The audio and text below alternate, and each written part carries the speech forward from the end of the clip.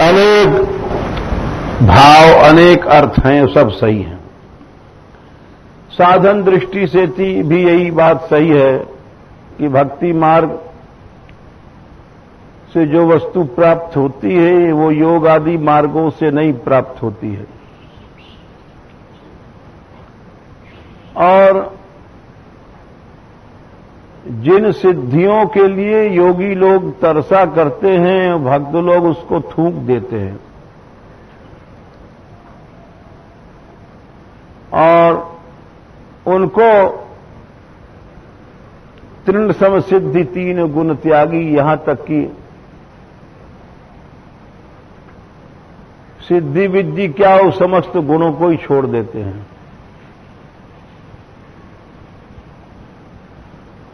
ऐसे श्री कृष्ण जो दुर्गम है, वो भी श्री राधिका की अंचल से धन्य होते हैं। और ब्रज में यही एक गौरव की बात है कि श्री कृष्ण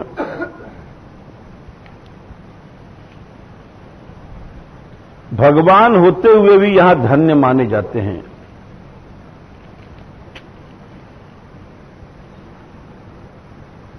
ब्रजवासियों की गारी से, ब्रजवासियों के फटकार से धन्य माने जाते हैं।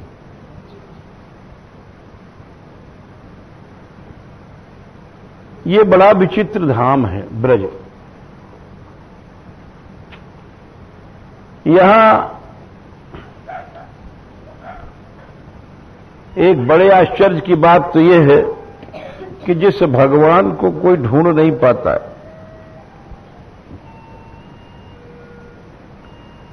वो भगवान आकर के सबसे कहता भी है मैं भगवान हूं, तो भी इनको गारी मिलती है। ऐसा ही ब्रज धाम है। और जैसे कि श्री कृष्ण जब दान लेते हैं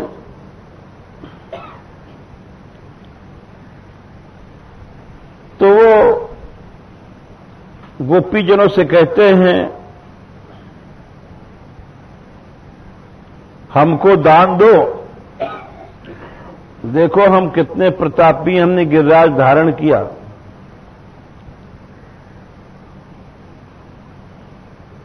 गिरवर धरे हो अपने घर को।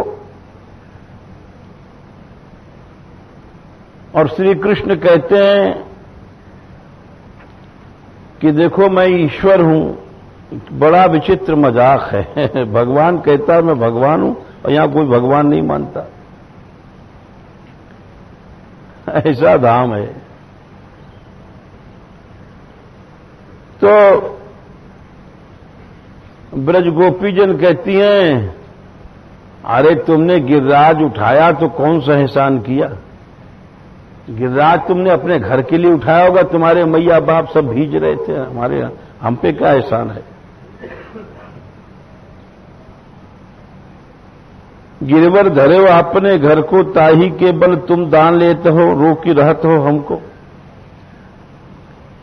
गिरिराज उठाया तो उसीलिए उसका दान लेते हो हमसे।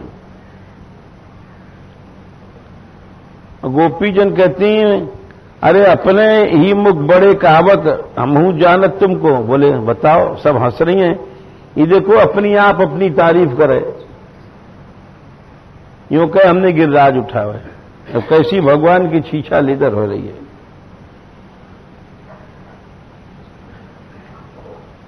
फिर बोले कि मोर मुकुट मुरली पीतांबर देखो आभूषण सब बन के। ये सब जंगली आभूषण धारे है जंगल से, और ये भगवान बन रहे हो। देखो सखियो ये कैसो भगवान है। सूरदास कांधे कामरिहु जानत हाथ लकुटी कंचन को। कांधे पे कमरिया सी है, ये भगवान बन रहे हैं। कैसा विचित्र धाम है। श्याम सुंदर बोले, अरे यह कमरी कमरी करी जान, या कमरिया तू कमरी समझ रही है? जाके जितनी बुद्धि हृदय में सो तितनी अनुमानत। तू गमार हमारी कमरी को महिमा नहीं जान रही है। या कमरी के एक रोम पर 12 चीर नील पाटंबर। ये हमारी कारी कमरिया, या कि एक एक रोम पर करोड़ों करोड़ों सुंदर वस्त्र फेंक दिए जाएं, सो कमरी तुम निंदति गोपी, जो 3 लोक आडंबर। या कमरी में 3 लोग हम ढक दें, या कारी कामर की तू बुराई कर रही है। और कमरी के बल असुर संहारे, कमरी हित सत भोग, जाति पात कमरी सब मेरी, सूर सबही यह योग। श्री कृष्ण कहते हैं कि कमरी की बुराई क्यों करती है? तो हमारी योग योग माया शक्ति है। भगवान के सब आभूषण पार्षद जितने हुए वे सब दिव्य चिन्मय हुए। तो श्री कृष्ण अपने कारी कमरी की महिमा बता रहे हैं। और देखो गोपीजन कह रही, धंधनी या कामरी हो मोहन श्यामलाल की, हंस रही हैं। न रहें तो पीछे नहीं। देखो, अरे या मोहन के कृष्ण की कामरी तो देखो, या अपनी कामरी की कैसी प्रशंसा कर रहे हो। यह ओढ़ जात बनई, यह सेज करत हो। बोले एक ही कमरिया तो या पे है लाला पे, ये बन में जाए ओढ़े याई बिछावे, और तुम में बूंद निर्वारती है छाम धाम की। याई से देखो एक कृष्ण अपनी जब पानी बरसे, जब ओढ़ लें, छतरी काम लें। एक ही कमरिया तो है सखी। बोले हां बिल्कुल सही बात है। यह उठी गुण करत है पुन शिशिर शीत, यह हरती गहने लय धरती ओट कोट बाम की। या कमरिया इसे देख लो, श्री कृष्ण अपनी ठंड बजावे। यह जात यह पात परिपाट, यह सिखावत सूरदास प्रभु के, यह सब विश्राम की। बोले कमरिया की जात है।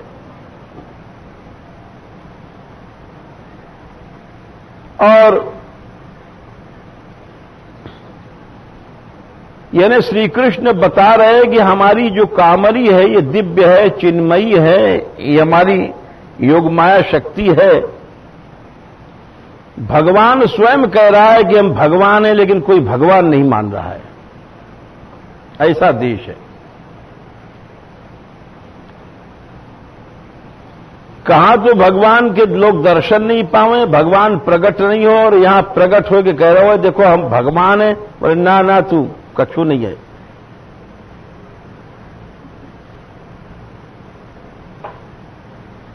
और बहुत संवाद लिखा है महात्मा ने, यह जानत तुम नंद महर सुत। अरे तू कन्हैया वही है, नंद बाबा को बेटा है। हमारी गैया ने दिहो करे और अब दान मांगे। धेनु दुहत तुमको हम देखत, जब ही जात खरी कही उत, और चोरी करत रहो पुनि जानत, घर घर ढूंढत भाड़े। अभी तू चोरी करतो 4 दिन पहले, घर घर के मट मटका ने ढूंढो करे। मारक रोग भय अवदानी, वे ढंग कपते छाड़े। बोले वो चोरी के ढंग कब से छोड़ दिए?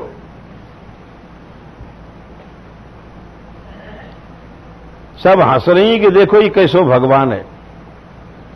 और सुनो जशुमति बांधे तब हम कियो सहाय, सूरदास प्रभु यह जानत हम तुम सब ब्रजरत रहत कन्हाई। कि जब यशोदा ने बांधे हैं रस्सी से, जब हमने तुम्हारी सहायता करी, मैया जब डंडा लेके दौड़ी, सांटी लेकर के हमने तुम्हारी सहायता करी,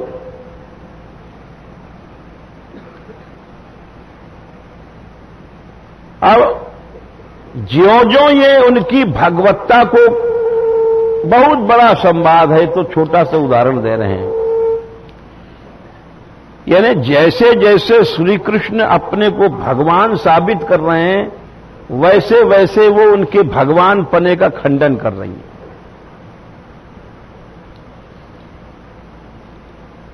और यहां तक बात आ गई कि गोपीजन कह रही हैं कि तुम्हारे माता पिता इनसे हमने ही तुम्हारी रक्षा करी, अब श्री कृष्ण लीला दृष्टि से खिसिया गए, हमें भगवान ही नहीं मान रही है। तो खिसिया के बोले, अरे मैं स्वयं जगत पिता हूं। हमारो मां बाप कौन हो सके? हमारो तो कोई मां नहीं, बाप नहीं, सबके बाप हम ही आए।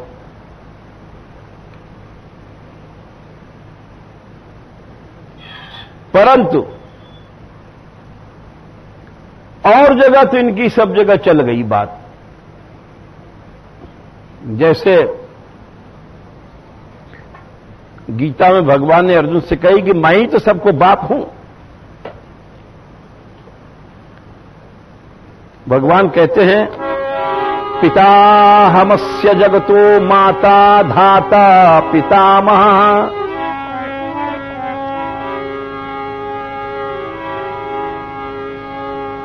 अर्जुन, मैं ही तो सारे संसार का पिता हूं, पितामह हूं, माता हूं, धाता हूं, सब मैं ही तो हूं।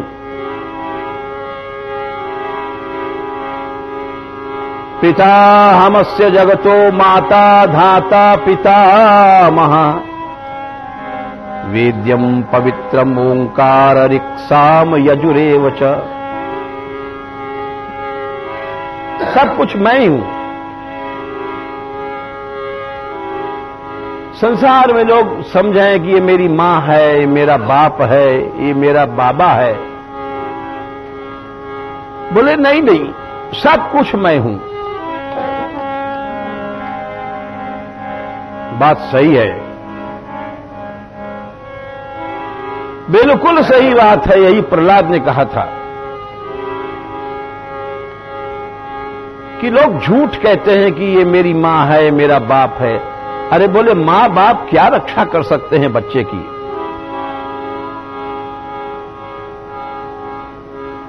सूरदास ने कहा था, प्राण लिए जमजात मूढ़मति देखत जननी तात। मां बाप के सामने बच्चा मर जाता है, मां बाप बचा सकते हैं? काय के मां बाप?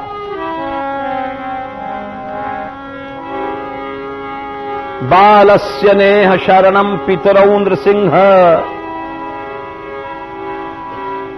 हे नरहरे,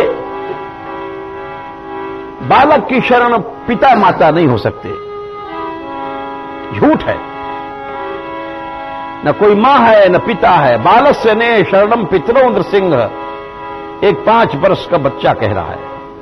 भक्ति एक ऐसी शक्ति होती है।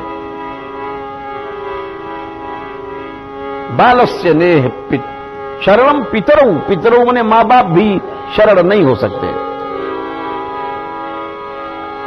नार्तस्य चागदमुदन्वति मज्जतो नौः। प्रहलाद कहते हैं कि बीमार के लिए औषधि भी शरण नहीं, झूठ बात है। कालकूट जहर पिलाया गया प्रहलाद को, लेकिन औषधि की चिंता नहीं किया। सोचा भी नहीं हमको जहर पिला दिया गया है। रक्षा की भी नहीं सोचा, कहा भी नहीं। इसको भक्ति कहते हैं।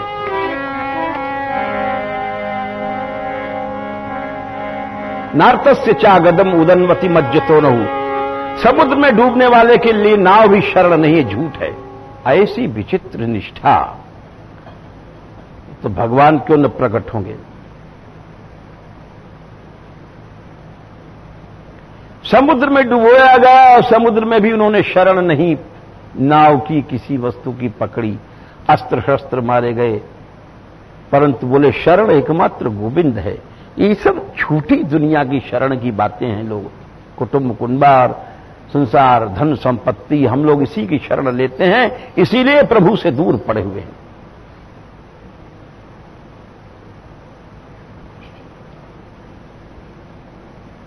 तत्तस्य प्रतिविधिर यही हांज से तावद विभो तनुमृताम तदुपेक्षिता नाम। तदुपेक्षिता नाम, जो आपसे उपेक्षित लोग हैं वही इनकी शरण लेते हैं। जैसे हम लोग पैसा का आश्रय लेते हैं तो धिक्कार है हमारे साधुपन को, भगवान का आश्रय छूट गया। जो गुरु करे शिष्य की आस, श्याम भजनते भया उदास। बिहारी देव जी लिखते हैं वो गुरु भी भगवान से विमुख हो गया जो शिष्य का आश्रय ग्रहण करता है। किसी वस्तु का आश्रय करना भगवान से अलग हो जाना है।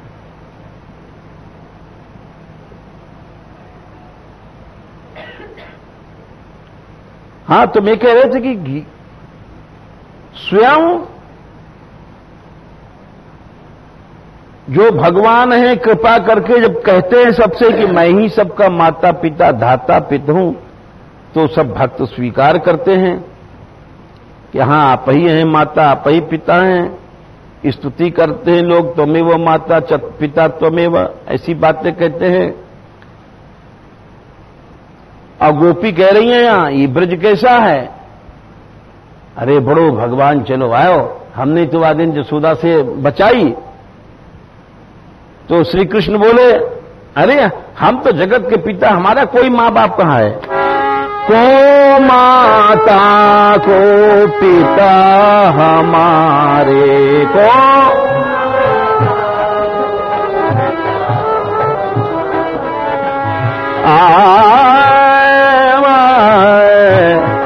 को माता को पिता हमारे।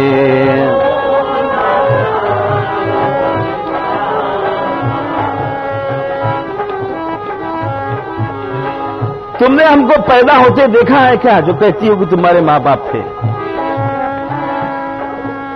बहुत जोर की बहस कर रहे हैं कृष्ण कि हमको भगवान मान ले, लेकिन कोई भगवान नहीं मान रहा है। कब जनमत हमको तुम देखो,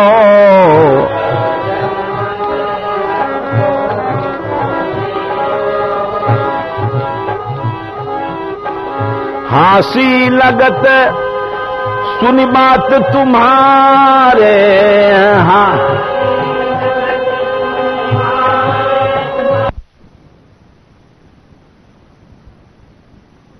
बात सुन सुन के, और सुनो कब माखन चोरी कर खायो,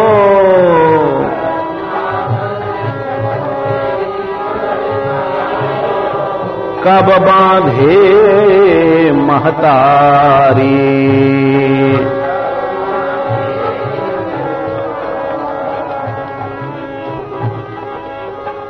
यानी श्री कृष्ण अपने को अकर्ता दिखा रहे हैं, हम निरीह हैं सब कुछ करते हुए, सिद्धांत भी यही है।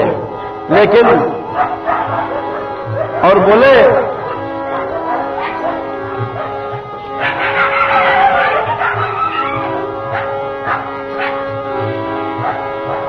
दुहत कौन की गैया चारत, दुहत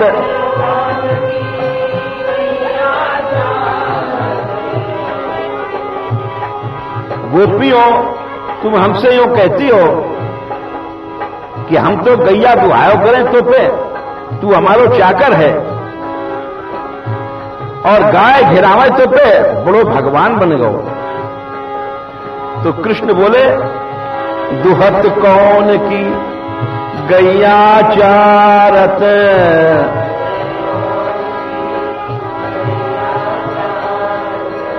बात कही यह भारी बात।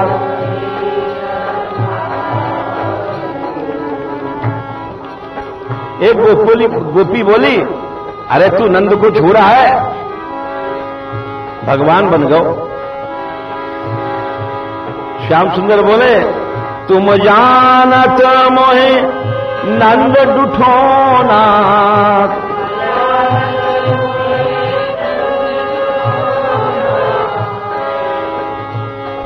लेकिन गोपियों मैं पूछूं नंद कहां से आए? नंद कहां से आए?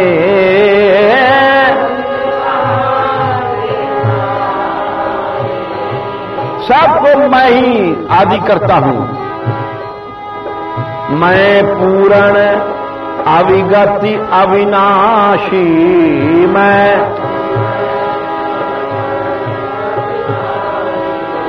माया सबनि भुलाए।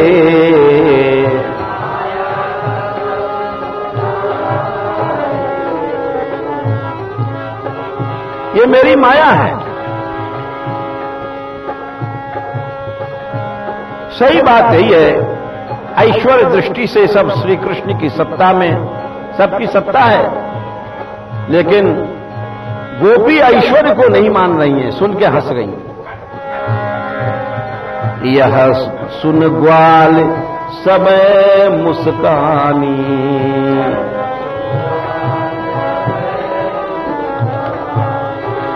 ऐसे गुण हो जानत,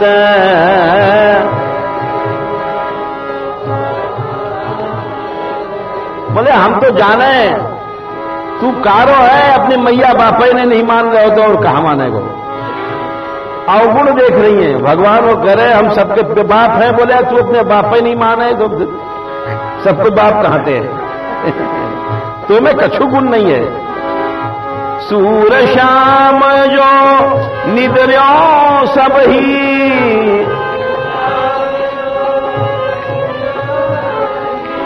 बोले अरे सबन की बुराई करी तो करी, लेकिन भले आदमी अपने मैया बापन को तो कम से कम मानतो।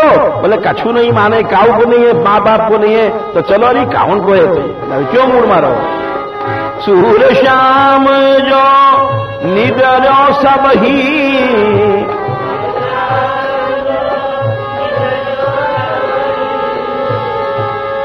मात पिता नहीं मानत, को माता को पिता हमारे।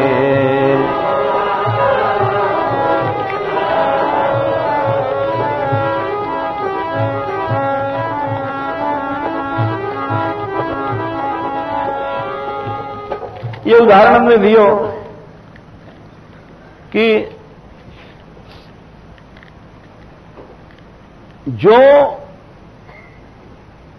ये भाव प्रथम श्लोक में श्रीमद् राधा सुधान जी में दिखा रहे हैं,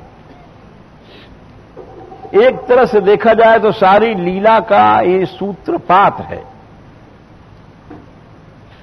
योगींद्र दुर्गम गति कह करके उन्होंने भगवान की भगवत्ता बताई, और राधिका रानी के अंचल की हवा से धन्य माने जाने पर रस की महत्ता भगवान से बढ़ करके बताई। ये दो चीजें हैं इसमें। वस्तु निर्देशात्मक जो मंगल है वह के दो पहलू हुए, जैसे एक सिक्का के दो पहलू हुए। एक तो ये कि जो भगवान है वह अन्य किसी साधन से भी ग्राह्य नहीं है, एकमात्र भक्ति से ग्राह्य है। दूसरा जो रस विषय है वो भक्ति से भी आगे की बात है, वो तो रस तो एकमात्र श्री वृषभानुनंदिनी राधा रानी कृपा करें तब आवे। ये दो बात यहां वस्तु निर्देशात्मक मंगल के भीतर मुख्य रूप से, जिसको अंग्रेजी में कहें दो फैक्टर, इनके लक्ष्य दो हैं यहां। और देखो, भगवान पहली बात तो योगींद्र दुर्गम गति से मतलब एकमात्र भक्ति से प्राप्य है, या कि ध्वनि ये निकले। और दूसरी बात जो बता रहे हैं कि जो भक्ति से भी वस्तु सुलभ नहीं है, एकमात्र श्री राधिका रानी की कृपा से सुलभ है। ये दो बात है इनका लक्ष्य। वस्तु निर्देश के भीतर दो चीज बता रहे हैं। श्री कृष्ण को भी रस की प्राप्ति प्रिया जी के अंचल से भई, यानी मूल में श्री राधिका कृपा। ये वस्तु निर्देशात्मक के भीतर दो बातें बता रहे हैं। एक तो भगवान भक्ति ग्राह्य है, परंतु भक्ति ग्राह्य भी ये रस नहीं है, ये तो एकमात्र श्री राधा कृपा से प्राप्त है, भगवान के भी बस की बात नहीं है। ये स्थिति ये बताना चाह रहे हैं। और इसीलिए जो चतुर लोग हुए हैं वे चतुर लोग से तात्पर्य है कि जो रसिक हैं, रस चाहें, वो जितने भी अन्य देवी देवता तो छोड़ दो, कृष्ण उपासना, कृष्ण नाम भी लेंगे तो केवल इसीलिए लेंगे कि राधा रानी प्रसन्न हो जाए। उनको लक्ष्य श्री राधिका रानी रहे। जैसे आखिर में चल करके ग्रंथकार कहें, ध्यान स्तन शिख पिच्छ मौली मनीषम। बोले हमने आज तक जीवन में शिख पिच्छ मौली कहें श्री कृष्ण को। ये चतुर लोगों की बात बता रहे हैं। जो भोटे लोग हम जैसे हैं, आबाजी बाबाजी, ये नहीं समझ सकते इस बात को। बोले हमने जीवन में जो कुछ भी श्री कृष्ण मोर मुकुटधारी को ध्यान किया हो अगर, तो वो इसलिए नहीं ध्यान किया था कि कृष्ण प्रसन्न हो जाएं।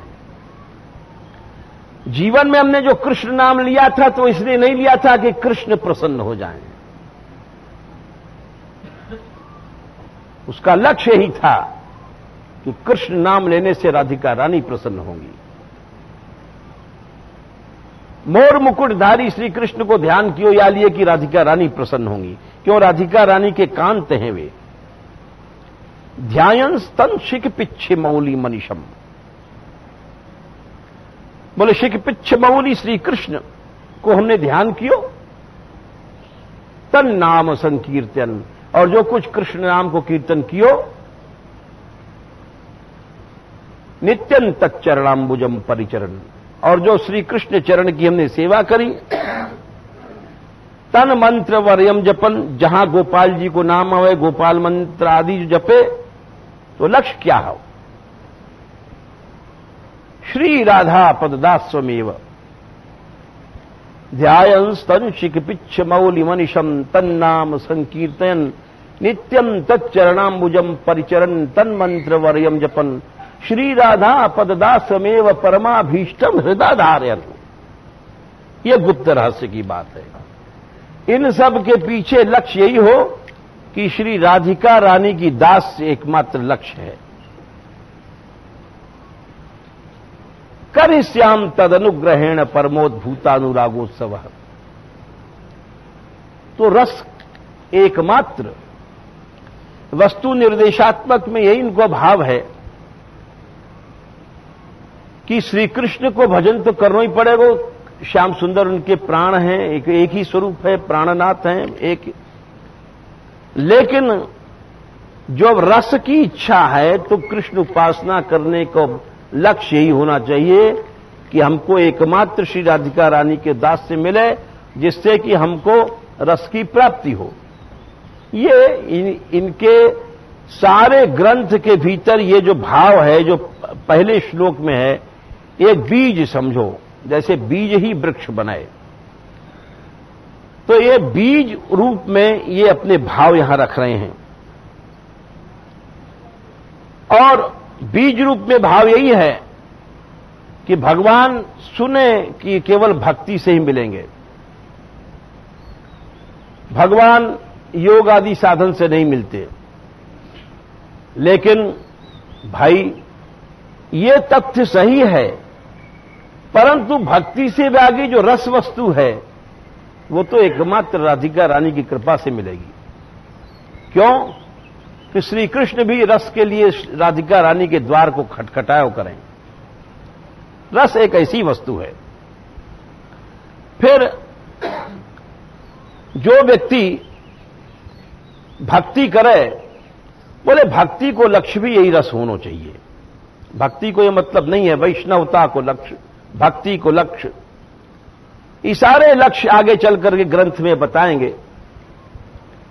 कि हर वस्तु को लक्ष्य एकमात्र श्री राधिका रानी की कृपा और रस प्राप्ति होना चाहिए।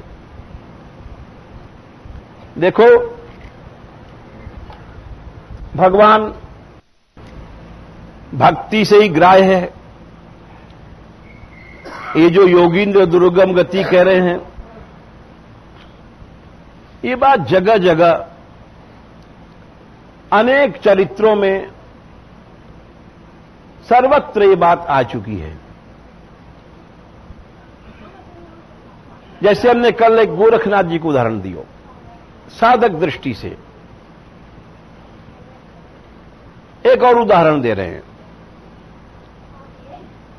कि जो योग संप्रदाय है, हठ योग संप्रदाय की परंपरा है, इस हठ योग की परंपरा में बड़े बड़े सिद्ध हुए। महादेव भगवान शंकर जी से परंपरा चली, आदिनाथ, मत्स्येंद्रनाथ, गोरखनाथ, ये सब सृष्टि में अमर हैं और बहुत बड़े योगी माने जाए हैं और अब भी हैं। इन्होंने योग के साधन से शिव तत्व को प्राप्त किया और इनके संप्रदाय के इतिहास पढ़े जाएं तो इनकी बड़ी बड़ी घटनाएं, चमत्कार, ये सब हैं अभी तक। परंतु जब भक्ति को प्रश्न आया जाए तो जगह जगह ये बात भी घटना घटी है कि जैसे रैदास भक्त थे तो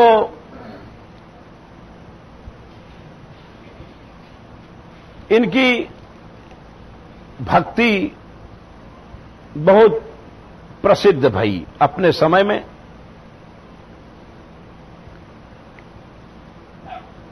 और इनके सामने योगीराज गोरखनाथ की टक्कर भी भई है।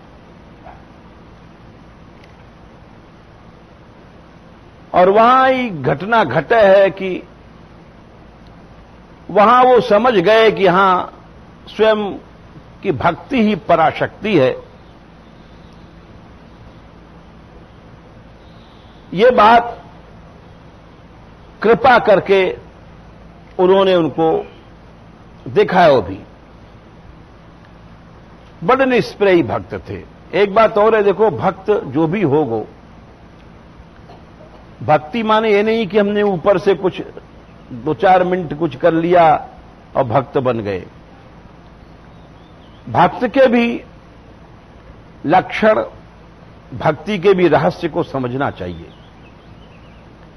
अन्य आश्रय कैसे हुए हैं, भगवान को आश्रय छोड़ करके हम कब दुनिया को आश्रय पकड़ें, कहां हमारी ममता है, कहां आसक्ति है।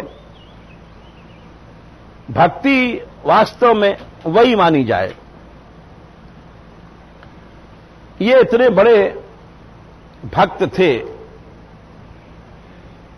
कि इनको स्वयं श्री ठाकुर जी ने पारसमणि दिया। कथा बड़ी लंबी है। नहीं लिया। ठाकुर जी की मूर्ति से रोज 5 अशर्फी निकलते, उठा करके चिमटी से गंगा जी में फेंक देते, जबकि इनकी स्त्री भी थी, ग्रस्त भी थे। लोग कहते हैं इमाम साहब ग्रस्त हैं, ग्रस्त के लिए संग्रह करना जरूरी है। बोले नहीं नहीं, ये तुम्हारा कच्चापन है। यदि सच में चमत्कार देखना है, चाहे बाबा जी हो चाहे गृहस्थ हो, तो उसको एकमात्र उन्हीं का आश्रय पकड़ना पड़ेगा, एकमात्र उन्हीं का। न परिवार, न कुटुंब, न धन संपत्ति। हम लोग भी चेला चेली का आश्रय पकड़ते हैं, बस भगवान से दूर हो जाते हैं। इनके पास भगवान आए, बहुत कुछ इन्होंने प्रलोभन दिया, आखिर में जब नहीं लिया तो इनकी प्रसिद्धि सुनकर के गोरखनाथ जी स्वयं गए, और जब वहां गए हैं इनके पास, तो ये जूता गांठ रहे। देखो, भक्ति सब जगह अभिव्यक्ति कर सके, नीच से नीच प्राणी कर सके, चांडाल भी कर सके। भक्ति ऐसी बड़ी है, भक्ति में कोई उम्र जाति नहीं देखो जाए। लोग कहते हैं हम बुढ़े हो गए, क्या भजन करेंगे? अरे भजन कोई दंड बैठक थोड़ी करना है कि बुढ़े हो गए साहब अब क्या भजन करें। भजन तो भगवान को पकड़ना है, भगवान को अपने मन से पकड़ना है, और ये सारी वृत्तियों, गलत वृत्तियों को छोड़ देना है, काम क्रोध आदि को। उसमें कोई दंड बैठक थोड़ी करना पड़ता है। असत वस्तु को त्याग करो, सत वस्तु प्रभु है, उसको पकड़ लो।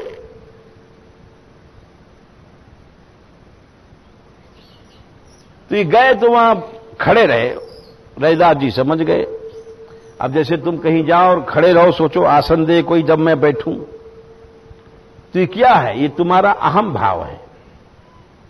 झट समझ जाओ कि हां ये मैं का भूखा है। अरे गए हो प्रभु के यहां, दास बन करके जाओ। दास को नौकर तो कहीं भी बैठ जाएगा। दास बनना लेकिन कठिन है। हर आदमी, हमने देखते हैं कि बहुत से लोग सेवा करते हैं, पंगत में जाते हैं तो ऐसे घूमेंगे जैसे स्वामी हम ही अन्नदाता हैं। हमारे यहां कितने लोग सेवा करते हैं, और यात्रा में कितने कितने लोग सेवा करते हैं, लेकिन वो सेवा नहीं है। सेवा तो शायद कोई करता होगा एकाध, क्योंकि हर आदमी स्वामी बनता है, स्वामी बन करके वो हुकुम करता है। इस तरह से आसुरी भाव में डूबा रहता है। दास तो हमारी समझ में शायद कोई होगा। क्यों कि हजारों बातें हैं, जैसे हम सोचते हैं कि हमारी बात नहीं मानी गई, हमारी बात कट गई। ये सब क्या है? आसुरी भाव है। इसके माने कि दास भाव हमारे में नहीं है। दास भाव क्या है? क्रीडार्थम आत्मन इदम त्रिजगत कृतम ते स्वाम्यम तु तत्र कुधयो अपर ईश कुर्यु। विंध्यावली जी ने कहा था कि हमारा पति भक्त वक्त नहीं है, ये स्वामी बन गया था तीनों लोग का, अपने पति को फटकार रही। इसको कहते हैं दास भाव। तो हर आदमी स्वामी बनता है, दास नहीं बनता है। ये एक रहस्य की बात है। विंध्यावली ने तो यहां तक कहा था, कर्तु प्रभोस्तव किमश्चित आवहंति त्यक्त ह्रियस्त्वदवरोपित कर्तृवादा। अरे दास कौन है घुमा करके अपने पति के ऊपर कहती हैं? ये बेशरम लोग हैं जो मालिक बनते हैं। संसार को बनाने वाले तुम, पालन करने वाले तुम, नष्ट करने वाले तुम। ये निर्लज्ज हैं जो लोग सब दास भाव छोड़कर स्वामी बनते हैं। त्वदवरोपित कर्तृवादा, मैं कर रहा हूं, बोले ये बेशरम लोग हैं। ये भक्त वक्त कहां हो सकते हैं? देखा जाए तो सच में दास भाव जिस दिन आ जाएगा उसी दिन भगवान सामने आ जाते हैं। दास भाव किसी में नहीं है, क्योंकि हर आदमी मैं को लेकर के चलता है। दास बनना कठिन है। क्यों कठिन है कि राजा बलि को उनकी स्त्री ने फटकार दिया, जिसने 3 लोग का दान किया था। ऐसा बड़ा दानी आज तक कोई नहीं हुआ। लोग कहते हैं बलिदान, और उस बलिदान राजा बलि को उनकी स्त्री ने फटकार दिया कि दान देने वाला है कौन, सारी वस्तु तुम्हारी है। जो कहता है कि मैंने दान दिया वो बेशरम है, निर्लज्ज है। इस तरह से अपने पति को फटकार दिया। इसको कहते हैं भक्ति। तो दास कहां कौन बनता है? दास तो बनना चाहता ही नहीं है। हर आदमी हम देखते हैं छोटी छोटी कामों में मालिक बनना चाहता है।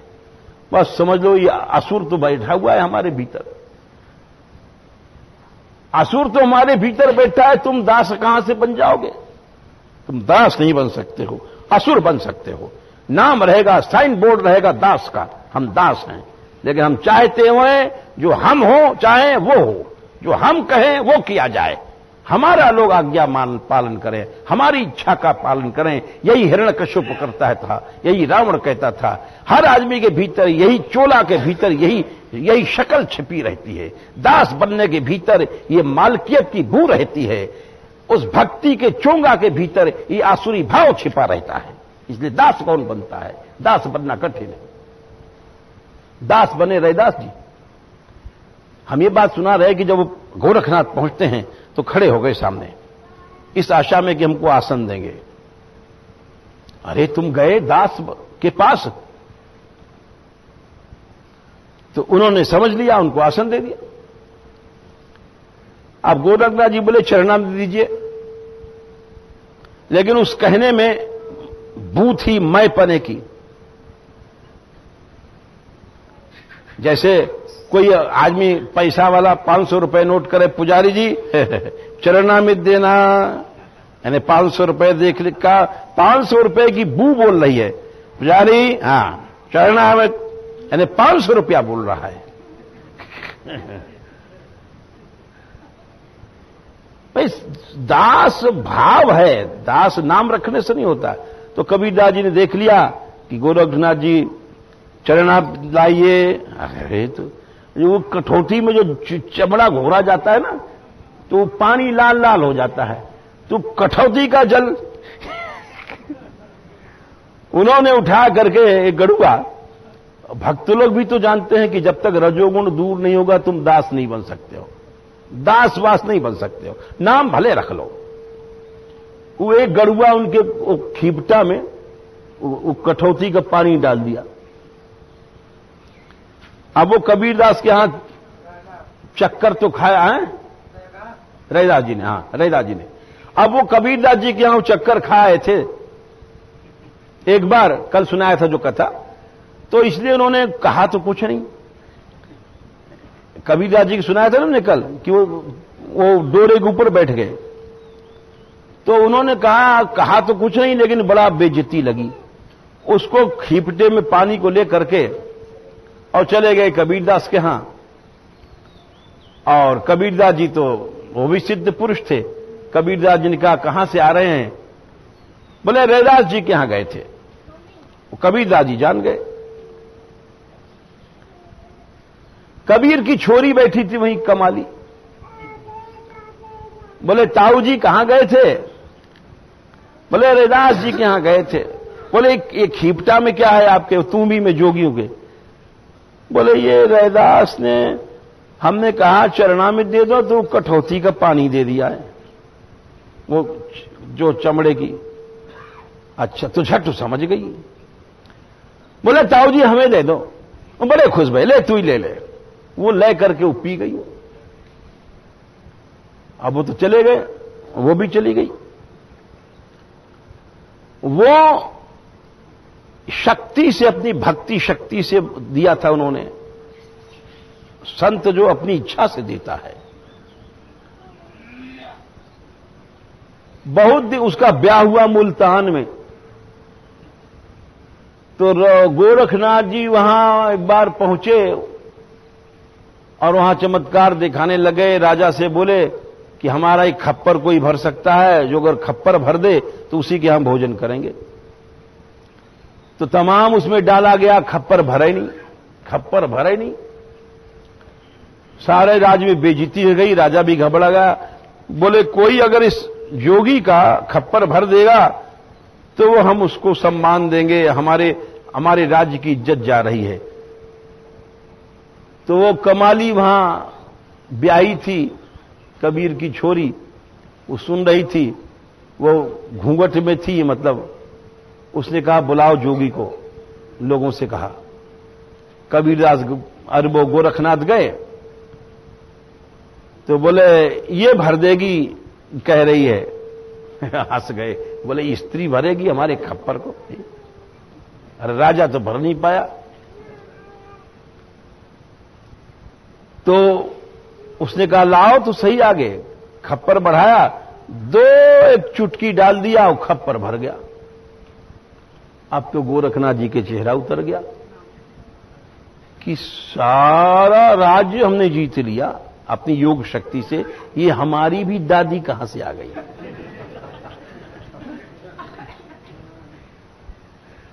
हमारी दादी कहां से आ गई? तो अब वो बोले कि अब बोले तो क्या बोले, क्यों कोई साधु हो तो बोले, कोई साधु नहीं है, कोई महात्मा नहीं है, एक स्त्री है पर्दे में बैठी हुई है। साधु तो साधन भी करता है, पूज्य होता है। अब आखिर में कहना पड़ा बेटी तू कौन है? वो बोले कि ताऊ जी। अब बोले ताऊ जी ये कहां से आए? हमारी भतीजी निकली। बोले तू कौन है? ताऊ कह रही है। बोले आप पहचाने नहीं, मैं कबीर की बेटी कमाली हूं।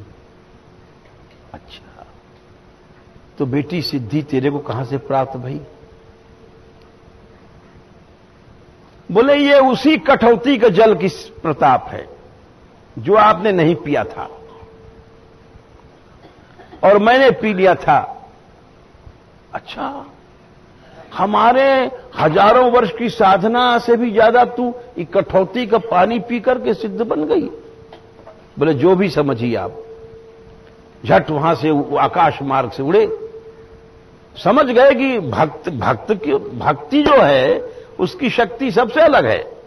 योग ज्ञानवान कुछ नहीं है। अब उनको ज्ञान हुआ और वहां आकर के और सीधे आकाश मार्ग से आए और वहीं जहां रैदास जी जूठा गांठ रहे कठौती में, मुंह लगा के पीने लग गए। लेकिन वो मुंह लगा के पीने से क्या होता है? रैदास जी बोले प्याते थे जब पिया नहीं, प्याते थे जब पिया नहीं, और जिन पिया पिया को पाए लिया। जिसने पिया उसको पिया मिल गए, प्रभु मिल गए। अब भूला जोगी फिरे दीवाना, अब वो पानी मुल्तान गया। तू जोग के अहंकार में घूम रहा है। तो इसीलिए भगवान भक्ति ग्राह्य है, परंतु भगवान भक्ति से ग्राह्य होने पर भी रस की प्राप्ति उसको तभी होगी जैसे श्री कृष्ण को भाई जब श्री राधिका रानी कृपा करते। ये दो बात यहां बता रहे हैं। योगींद्र दुर्गम गतिर मधुसूदनोपि, इसने शब्द का मतलब हुआ कि भगवान भक्ति ग्राह्य है। योग आदि से भगवान ग्राह्य नहीं है,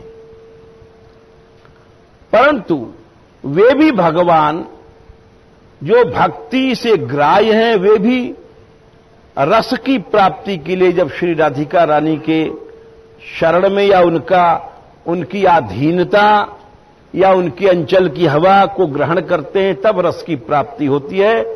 तो ये वस्तु निर्देशात्मक मंगल में दो बातें भई। पहला जो मंगल का स्वरूप था वो हमने पहले दिन बताया था, आगे भी और बताएंगे। नमस्कारात्मक मंगल होता है, ये वस्तु निर्देशात्मक मंगल हुआ। और तीसरा आशीर्वादात्मक मंगल होता है, वो भी इसी श्लोक में उन्होंने किया है, वो हम कल बताएंगे। यस्या कदापि वसनांचल खेलनोथ धन्याति धन्य पवनेन कृतार्थमानी योगीन्द्र दुर्गम गतिर मधुसूदनोपि तस्या नमोस्तु वृषभानुभुवो दिशेपि नमो महादेव्योस्तु नमः शिशुभ्यो नमो युवभ्यो नमयावटुभ्यः ये ब्राह्मणागामवधूतलिंगा शरन्ति तेभ्यः शिवमस्तु राज्ञाम्